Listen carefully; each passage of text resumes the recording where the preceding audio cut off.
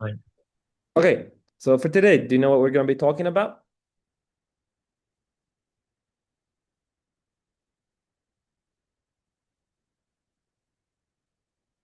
Um, this is our topic, okay? The contingency argument.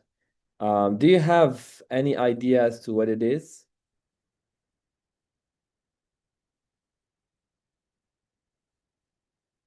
Like, have you heard of it before? Contingency argument? I have no idea. I have no idea. Okay. So, I Muhammad, you might have heard of it. I don't know if you know the meaning. have heard it before. It's about the existence. Yeah. It's about existence. Yeah, existence is in it, but how is that related to the existence of God is by far probably one of the most sophisticated It talks about that argument. or contingents and things. Okay, go ahead. Exactly. Okay, contingence basically means dependence. How Uh, everything depends. Okay, and in what way do things depend on God? Is it a causal change? We go back and back and back in time to the beginning of the universe and God just created and then things depend on itself? Or is it in every single moment the dependency happens? Okay. So this is going to be the lesson objective. Mr. Muhammad, go ahead and read it. To get to know the contingency argument in Islamic thought, philosophical and theological perspectives. Okay. So we're going to be getting to know the contingency argument in Islamic thought. So we've got a couple of very influential figures, both in the theological tradition and in the philosophical tradition. In Islam, later jumped into Christianity. Who might you be guessing that had a lot of stake in spearheading and pushing this argument to the public and to the Christian world as well? Who do you think we've got?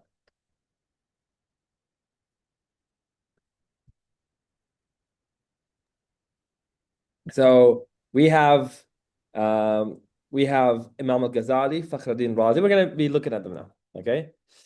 Ibn Sina, al-Farabi. So here are the people who've had a lot of influence on developing this argument. And if you could look at the timeline, we have the classical Falsafa tradition. Two figures are chosen, and both of them are in Central Asia, where I am. One is Al-Farabi, 1872 to 1950.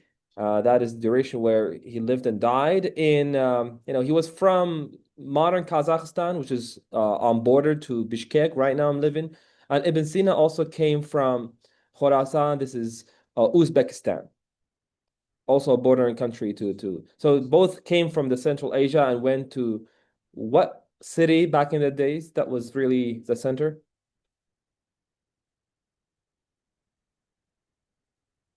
So they went to Baghdad, the capital of the Abbasid Caliphate. Okay, so we're talking about the 9th and 12th century. These were the two people that have had a lot of influence on the world. If you take Ibn Sina, we know that how great of a mind he was in medicine, in philosophy, in religion, and many other topics. But compared to Al-Farabi's genius, I guess Al-Farabi was more of a genius, but people don't talk about him as much. He wrote mainly one of his most famous writing is about music, which is 700 pages. And another one is about the virtuous city, Al-Madinat al-Fadila. And Al-Farabi, once he wrote a short commentary on the main terminologies found in the metaphysics of Aristotle. And he wrote a pamphlet. Okay. And Al-Farabi is older than Ibn Sina, as you can see. And Ibn Sina read the metaphysics and he could not understand what it was about. So he struggled with it. I think he read 40 times. He still couldn't understand it. And then one day in the bazaar, there was a guy who was selling the pamphlet of Al-Farabi on the key terminologies in the metaphysics. Metaphysics is a book, Aristotle's metaphysics. And he read it once and everything clicked. You see? So you see the intellectual superiority? He wrote the terminologies and the meanings, like the decoding, And through Al-Farabi, Ibn Sina started to understand the metaphysics of Aristotle. So these two are giants. Then we go to Kalam tradition, which is sort of distinct from philosophy. It is focused on logic and intellectual activities, but based and grounded in the Quran. So the Kalam tradition helps defend religion's most essential doctrines, like God's existence, the existence of the hereafter, God's attributes, the eternality of the Quran, and the truth of the prophethood, and many other religious topics, trying to defend it intellectually. Okay. It comes from speech. Obviously, you might have heard of the incipience and the origin of kalam. Can somebody remind me real quick? What do you understand by the kalam? Where do you think this kalam came from?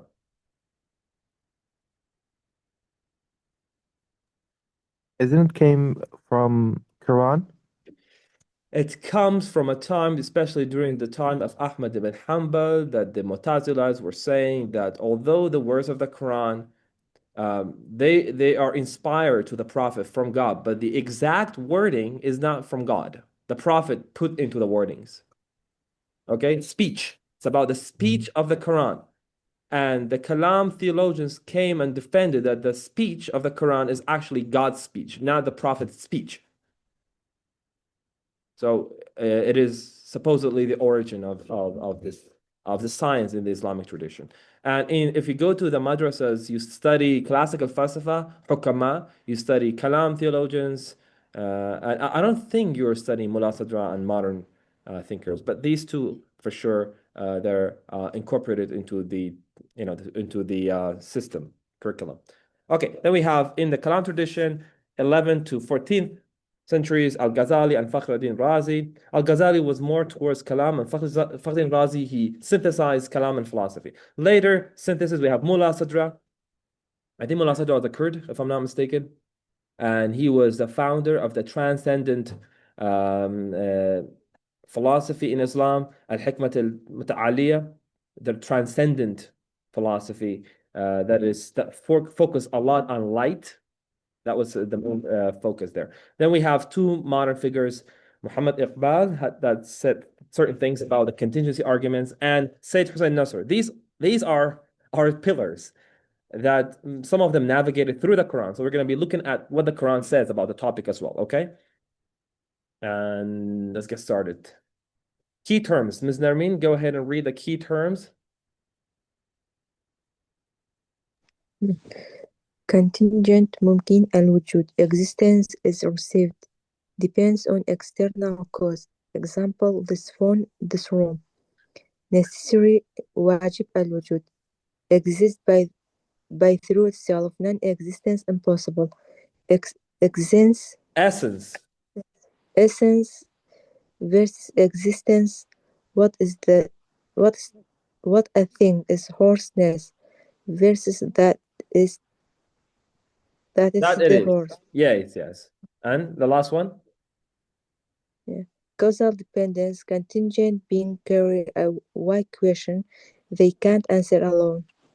Okay, so contingent ممكن الوجود means it has received existence. Right now, I could not have existed. You could not have existed. This mobile phone could not have existed. Nothing could have existed, but they exist. Means their non-existence is possible. Anything that you can look around yourself, you can know that their non-existence is also possible. The very fact that they exist means they were chosen. They were given existence. يعني بنيان بيدرا. Okay, contingent, dependent. Their explanation is not found through them. My explanation for I am, that I exist, is not contained within my existence. My existence is dependent. Anything that is dependent on other explanations, other causes, then that thing is called a contingent thing, that this thing is in need. Okay, is in need, not without need. One of God's names is As-Samad, which is he's not in any sort of need. Okay, necessary, wajib al-wujud, that exists through itself. His essence is to exist, but our essences are not to exist. Our essences could have not existed. But God cannot not exist. This is the definition. God cannot not exist. By definition, logically and metaphysically, God exists. Okay, essence and existence. What a thing is the essence, the horseness and the horse, the humanness and the human, the treeness and the tree. So which one do you think is the essence? Is it the treeness, the essence, or the tree, the essence?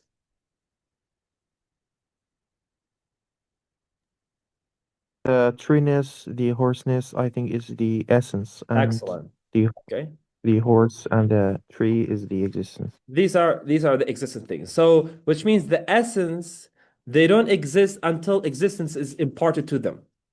We could be talking about horseness and humanness without having horses and humans. God had it in potentiality, in his knowledge, infinite knowledge, all essences, the horseness, the insectness, the mammalness, the treeness, the birdness, the angelness, the soulness, everything. God already had it in terms of seeds or essences that God brought them into existence from the hadith that says out of love. So the pushing force was not randomness, or was not hatred, or was not ignorance. It was none other than love. Okay, and then we're going to be exploring other attributes that we can see from the contingent world that without these attributes, nothing contingent could be possible. Okay? All right, let's go Sir, to. I have a question. Go ahead. Does it necessarily mean that everything to be existed, uh, it should has an essence, and vice versa? Everything that has an essence, it should exist. No, this is only for God. Okay? So, for example, can you think of a pink horse? No. Yeah, you can think of a pink horse. Yeah, we can think it, You can but think it's of it. not. It's a It does not possibility. exist. It's a possibility, but does it exist? Yeah. The essence, the isness could be thought of, but the existence is not there.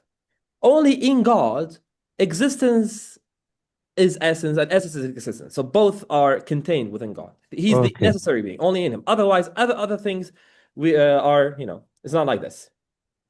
Okay. I get it. Okay, yeah. This is not my speech. Obviously, Ibn Sina said it. Ibn Sina famously said that his essence is to exist. God cannot not exist. We cannot think and I imagine get it. God not existing. Okay. But core. how come that, sorry, how come can we think of some kind of essence that does not exist? Okay, so it exists. We're talking about physical existence. Okay, so existence is not only contained in physicality; they exist as objects of the mind. So we have to make a distinction between existence. We have Yeah, existence I get it.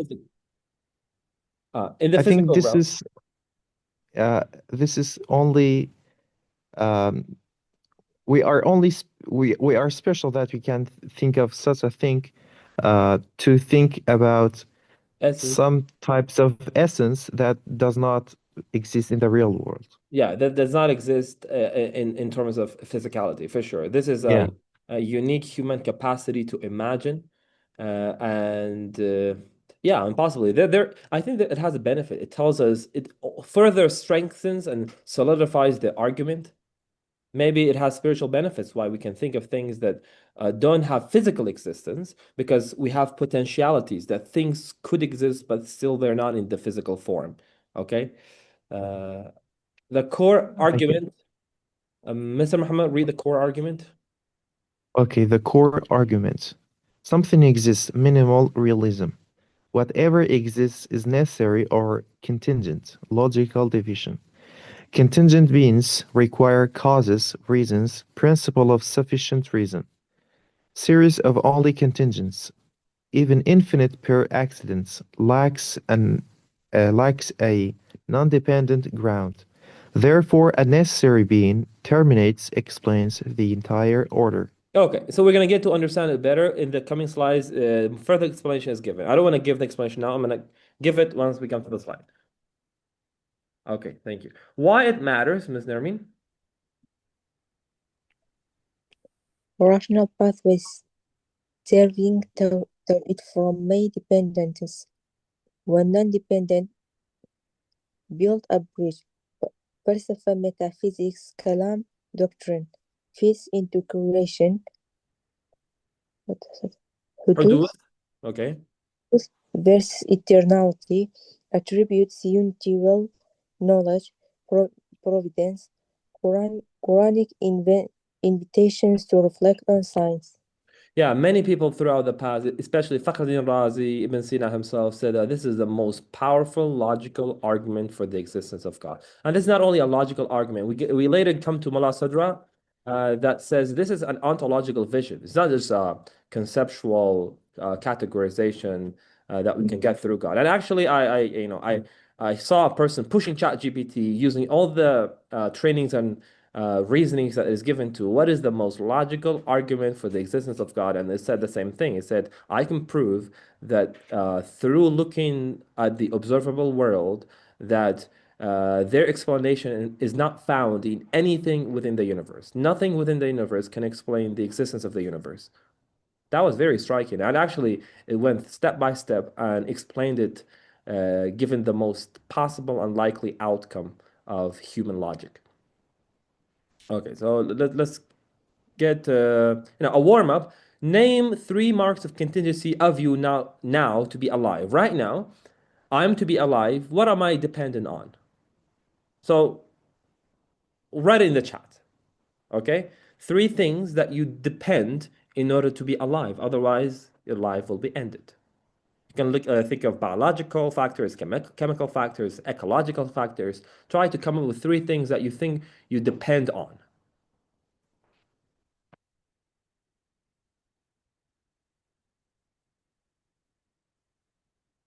Do you understand the question, right?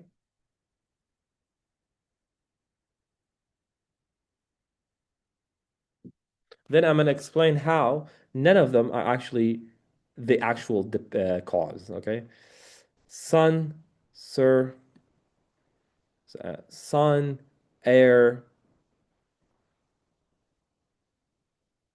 and I would say the soil. If there's no soil, how would you get the oxygen, right? So the soil is really, really, it helps the tree to grow.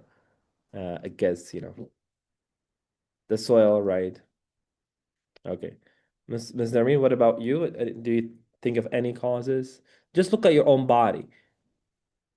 Imagine the cells are not receiving oxygen through the red blood cells, right? So if it doesn't receive oxygen and the nutrients, then the cells cease to be alive, hence it's going to cause your death. Yeah.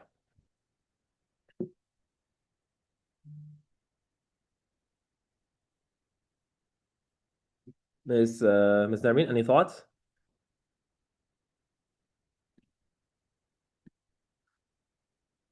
It's okay if it doesn't come to your mind right now. Okay. Auntie, this is actually this coffee.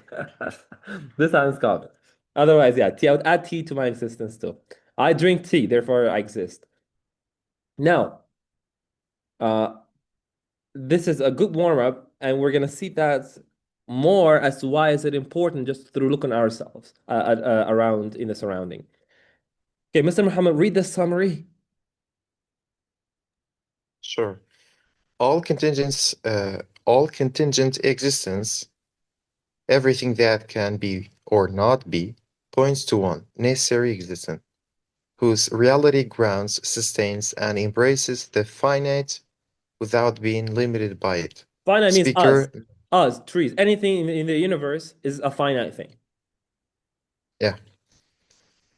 And with the distinction, God as source of being, not a rival cause among causes. The chain of contingent, Continue. the chain of contingent things are borrowing their causal power from a necessary source. Otherwise, in an infinite regress, there would be no power borrowed. Exactly. That's really important. And let me break it down for you. Right now, in order for me to be standing, to be sitting, what do I need? What am I dependent on right now? I'm sitting. Allah, tell me. What do you think I'm dependent on? Your your What do you mean? The things that hold you, Yeah, the things that that's hold me. Sure. like Otherwise, solid ground. the solid ground, the chair, first of Yeah. all, before the solid, because we have a chain, okay? The chain of contingent things. They are borrowing their causal power from a necessary source. Otherwise, if you say this, I'm getting my support from the chair, and the chair is not getting the support from itself, right? Still, we have to jump out of the chair and go to the ground. But does the ground hold the power to hold me, or the ground is also influenced by other bigger ecological factors than the earth, right? This is the chain of contingent things. But if it is infinite, you say this comes from another dependent thing, this depends on another thing, you have two options. Either you're going to hit a terminal point that is a necessary wajib al-wujud, that everything is deriving their everything through that necessary being, or you're going to go to face the infinite regress. يعني هر شونه دواوی بکوتا. The problem with infinite regress is there would be no power. Imagine I depend on the chair on the ground on earth, the earth on other universal laws. But if they're material, insofar as they're material, they're contingent. And we know that whatever the science is telling us, everything is material, they say. According to the logic, even, then nothing has power through their materiality. If we believe, so we have two outcomes. Infinite regress. We say we don't believe in God. Infinitely, we can draw back the chain of contingent things. But if you go infinitely, there is no power. No power is borrowed. Okay, which is illogical. Do you understand the how it's going? Like where is the power coming from? Infinitely, there's no power because this depends on the other, this depends on the other. You go ad infinitum. Okay, and I consulted this conclusion with logical parameters, and it says this is impossible. This is more illogical than if you believe that there's a necessary source. But then the necessary source have to have attributes. Okay, so we're going to be talking about the attributes that make it, that necessitates it as immaterial. Okay, and let's go to the others. Sir, I have heard a great example just to prove that. For example, let's make a scenario. There is an order to kill someone. The sniper, let's say, says, okay, I know I have to kill it, but I want to hear the order. So he goes back to his superior, and the superior goes back to his superior to get the order, Yeah. and it goes on and on. So Yeah. eventually, no one just pull the trigger to kill that person. Yeah. It's like it goes infinitely. Yeah, this If is there called is infinite not, regress. Infinite regress. yeah, if there is not someone um, initiating the order.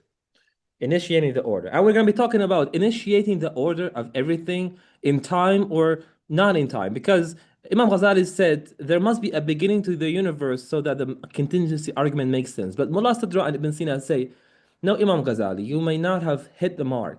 We don't need temporal contingency. Everything is ontologically in their existence, depends and receives their existence from God. So if the universe is temporal or infinite, it does not change the power of the argument. You see, the contingency is not a temporal contingency. We're not saying this is caused by, this is dependent on the other, that is dependent on the other, and we're not dealing with time per se. Okay, we're gonna get more a deeper dive into it. Okay, Ms. Nermin, read the wajib al-wujud, necessary existence.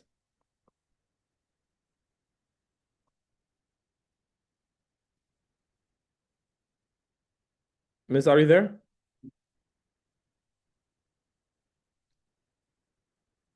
Maybe not. Mr. Muhammad, go ahead. Reasoning. Contingent beings cannot explain themselves. Their existence depends on a being that cannot not exist. Implication. God's existence is self-subsistent. Yeah. not caused by anything else. يعني خوي باقية اوكي بهيش تير كوز نبوة وcontingent thinker كان كهاشتك كأخوانا contingent thinker okay cannot explain themselves and they could not have been here but they're here. Well, the reason why is important that they could not have been here but they're here is because there are many conditions whereby we can think that I couldn't exist. If my mother and father did not meet, then I would not be here. Okay. What about this building right now? Do you think the cause of the building is the builder? The builder is left. What? Who is maintaining the structural integrity of the building? Just think about it. When we're thinking of causality and dependency, this building doesn't depend on the architect, nor on the builder, nor on the workers, right? It doesn't depend on any human, although the humans enable the building to be in this form and shape, but it is sustenance, it is subsistence, and it is existence. It's not explained through the builder, nor the worker, nor the architect, nor the businessman, nor the owner. And we have to go back to the Aristotle's four causes for any explanation of anything. The material cause is there, the efficient cause, maybe the efficient cause was what? The man, the builders, the workers, right? Even their force that was used, since they're dependent, they didn't receive their force. You see? Any brick that has been put anywhere required a force. And we know that humans themselves are dependent. So the force that the humans put it in the efficient cause, efficient means, the force cause, the humans didn't receive it. That if you go infinitely, then there was no force. But if you believe there was a force, then we cannot go infinite regress.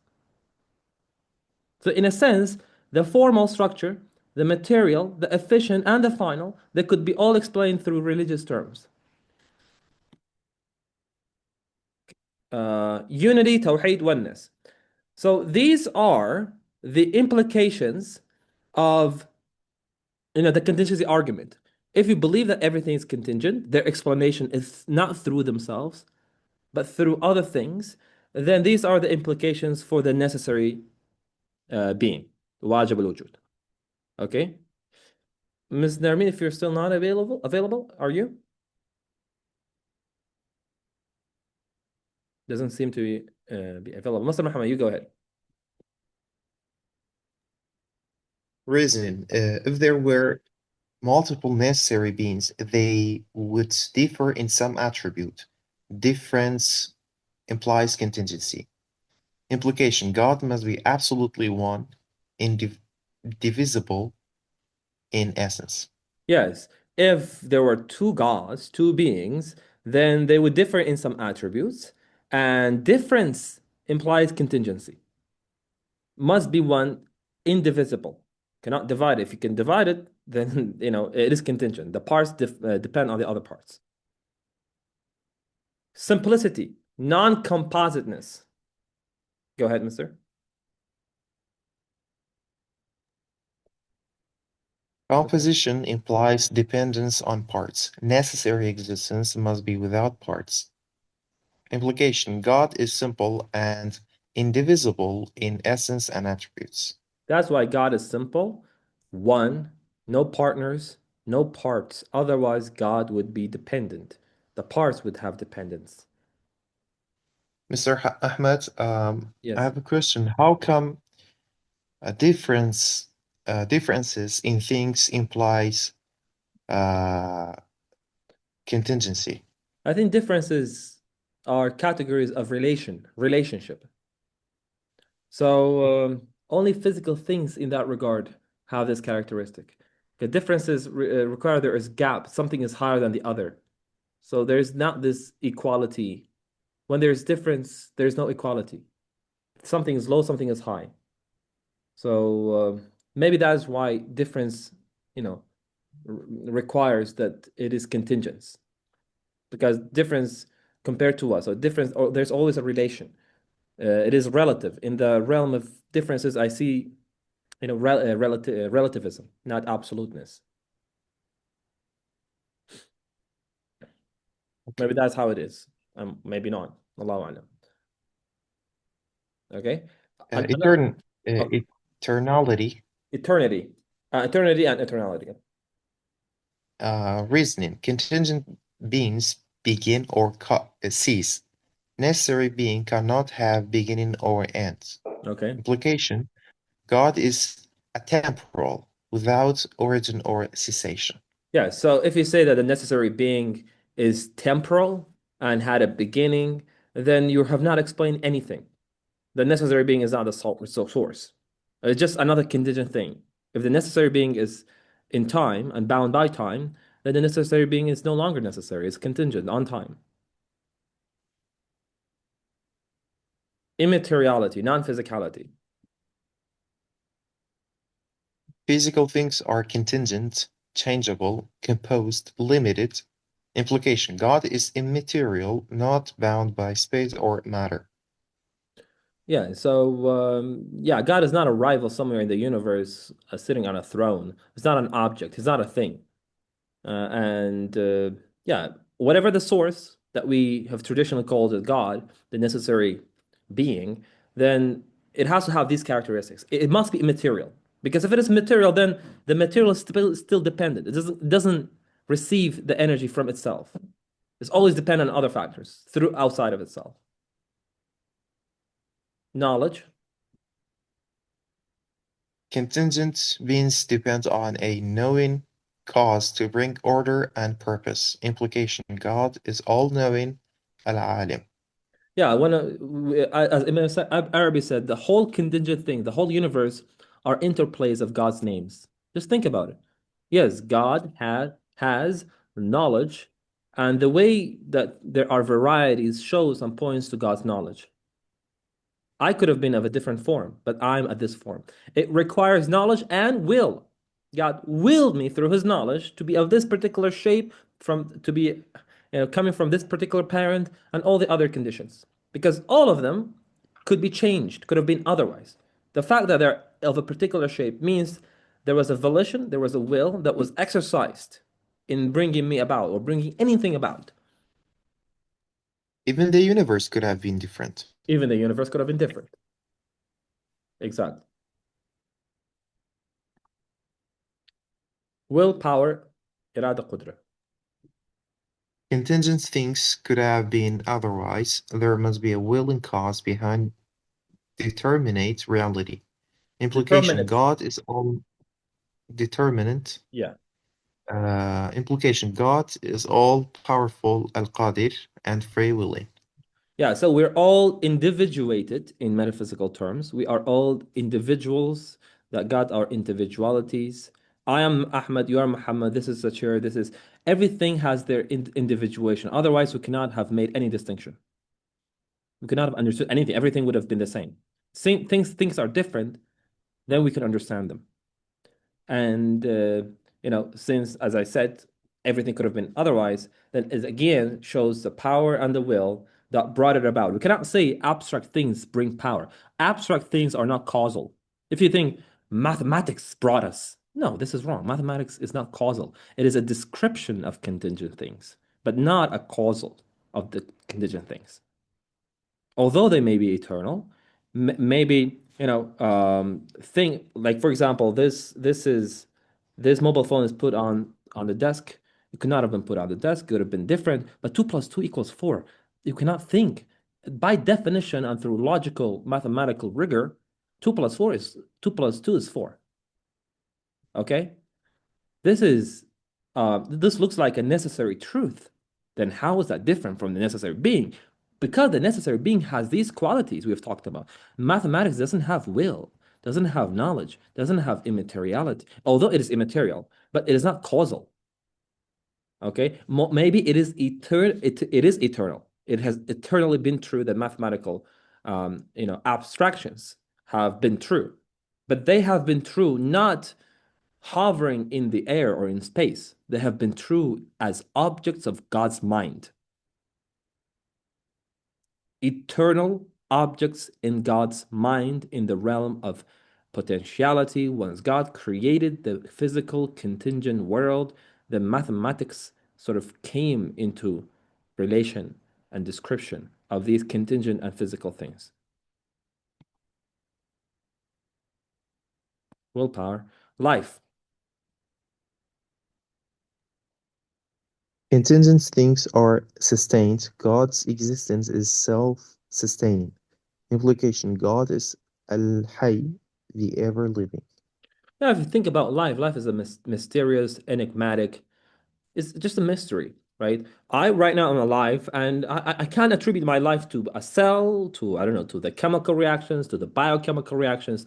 None of that contain the explanation of life through themselves. So it means that life is not received from material configurations or material reactions. Maybe they are needed in order to maintain, but not there in order to give. Yeah, life. Okay, mercy and care. Go ahead. This is very. This intersects with Badiou Samah Said Nursi's writings as well. Go ahead. Contingent beings are preserved, nurtured, and guided. Implication: God is Al-Rahman, Al-Rahim, actively sustaining creation. Yes, definitely. So not only things are rigid or impersonal, because sometimes we can get to the trap of thinking that the necessary being is an impersonal being. No, it is personal because we see preservation of things are nurtured, our desires are satisfied, means that there's a care behind it. Okay, Mr. Muhammad, could you send the link in 5 minutes? If not, maybe Ms. Nareen, if she's still with us. Okay, so we'll continue Okay, no problem. maybe either in 5 or 10 minutes. Okay.